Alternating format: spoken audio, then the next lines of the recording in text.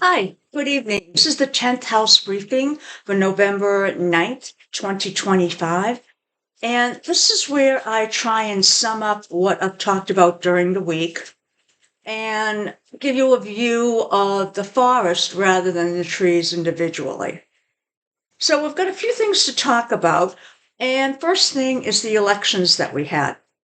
Now, I had done charts on this way back around August of this year for the New Jersey, the Virginia, and the New York election. And in all those cases, I had noted that the probability was with the Democrats. On Mandami, I wasn't sure if anything would change, but in fact, it became more in his favor as time went on because Cuomo, who should have actually had a better turnout, was actually using tactics that were probably not going to be very appreciated by a lot of people. So we had the Democrats win. And that did provide the Democrats a little bit of a morale booster. And it also made the GOP a little bit more aware that the pocketbook issues that people are facing.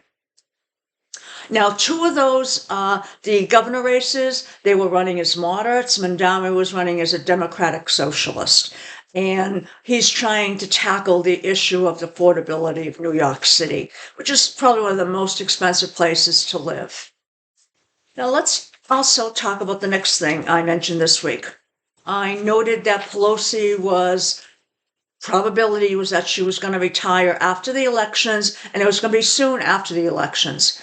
I was actually looking at this date as sort of the date that she would put it together. But again, plus or minus about a week or so. So it falls right in there because she put out a message, I think it was on Thursday. She's done a great job. She is sad. This is a difficult decision for her, but it is time. Definitely we need the next generation, if not the next generation, the generation after that to step up. Because this generation that's in power has been in power maybe a little too long. That the generation that's waiting is sort of going to be left out of this, unfortunately. Now, next thing to talk about here is the shutdown. As I noted, it looks like everything, we had some configurations happening beginning of this week that looked like they were at least going to be talking, and they are. They've been sort of talking all along, but even as I'm speaking, the Senate is actually probably going to be holding a vote, and they're probably further along than they have been. Now, in this case, they're both giving concessions, but we'll see how it goes. I still think it's going to, hopefully resolve in a few days. It doesn't mean all the issues are over, far from it. But if it doesn't resolve now, we're looking at likely the first week in December. And that's quite a ways off. So we don't want that to happen. We'd like to have it happen this week. Now, one of the reasons I'm looking at that is Adelita Grijalva. I'm still seeing her, some good angles happening this week that indicate that she may be sworn into the House. So she's one of the angles I've been watching, and I'm not seeing any change there. And I'm not seeing any change on the other angles. I'm not seeing other angles that might sort of negate what I've been seeing. So I'm hoping this week. Now, as a note, we still have Uranus that is retrograde. We've got Neptune that's retrograde. Pluto is going straight. So it's now direct. Saturn is going to be going straight later this month. So expect some changes. Things that were under the covers are going to start coming up and becoming more visible. As I noted, the rep, I think, is going to be sworn in. We'll probably know, she might be sworn in maybe Tuesday, Wednesday. If not, we'll probably know when she's going to be sworn in. I think the week after, I think there may be a Monday or a Tuesday holiday. So I think it'll be, there's a time frame from Wednesday to Wednesday that she's going to be sworn in. Unless the House doesn't open. So that's another thing. Now, next thing is the airport delays. Even if they strike a deal, we still have issues with the airports. and specifically with the air traffic controllers. And what's happening here is that they're just worn out. They're working too many hours. Because of that, they're starting to call in sick. So even if the shutdown ends, it's still going to take time for that to come back up to what it was before. And it may never even reach what it was before because some of them have quit. So we have a lack of skilled people. Now, there have been some rumors that, there's a chance military traffic controllers could come in here. I haven't heard much about it. I've just heard rumors, sort of notes that that's something they could do. But otherwise, flying now to like November 22nd is going to be really tough. And then that backs up right into the holidays. And that means that the holidays, probably flying is going to be worse than it ever has been. Because at that point, it might be a little bit better, and then you're moving into all that traffic. So, it is what it is, but, you might want to make contingency plans if you're flying. Epstein files. Even if the rep gets signed in, and even if they vote, and they vote to release, I don't think we're going to see unredacted Epstein files released by Congress by the end of this year. And that's what I asked in my question chart. Now, it could be that we get, redacted version out, but that's not going to help much. Could be something is released from someplace other than Congress. So that ways around the question that I asked. But in general, I'm not seeing anything on this until probably the next year. And last thing I want to note here is Trump. Now, as I had noted in his monthly, he's got coming up on 11/12, which is in a few days, he's going to have Uranus squaring his ascendant. Now, Uranus right now is retrograde, but Uranus is what? It's sudden changes.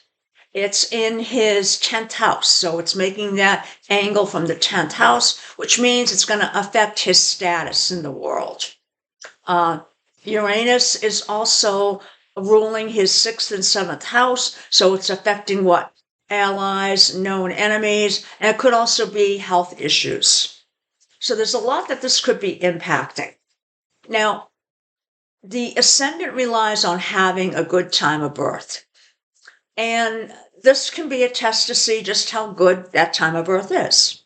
Because if it's off by a little bit, and that means this action of the angle will be off. And it can be off anyway, because when you have angles like this, it gets triggered by another lesser planet making an angle. So even though we might have it, for example, on the 12th, it may be that another planet or point doesn't make an angle until the 14th, the 15th, and that's when we might see it. It's retrograde, so that means it's not going to be that visible. So I suspect it's going to be something that's also going to be sort of, kept quiet if something happens. And as a note, I'm not sure if people saw the video of him sleeping while people were presenting. So this is something, he's been known for this. When he was in the trial thing before in New York, he was falling asleep. But I think this is the first time we saw a video of it. So this is something to know.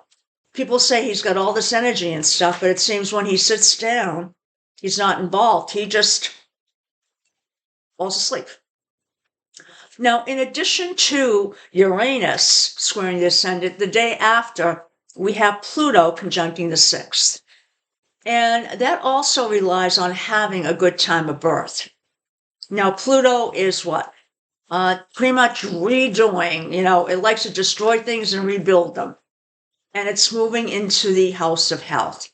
So it's not unusual when it first moves in. And by the way, it's already moved in once, it's moved out, and now it's moving in again. So it's a direct motion. And this means that we're likely to see something because it is direct, so it's visible.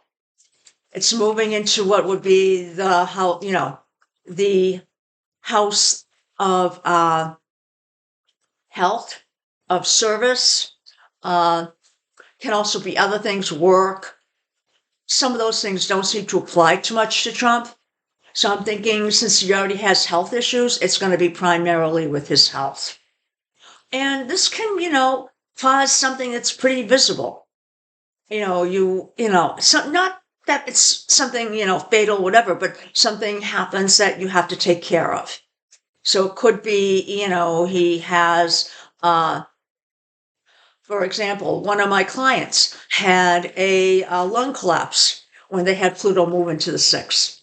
And luckily, it's someone that had known what was going on in the chart because they all of a sudden couldn't breathe and say, should I go to the, oh yeah, I need to go to the ER. But things like that happen. So, so it can be definitely things that require medical attention. Also, in his chart, Pluto is ruling the fourth house. And that house just happens to be the house of home and also endings. So it could be that even this thing with ending all this stuff with the shutdown causes some type of stress reaction. Now, that's all I wanted to cover. So I hope you have a great evening and thank you for listening. Bye now.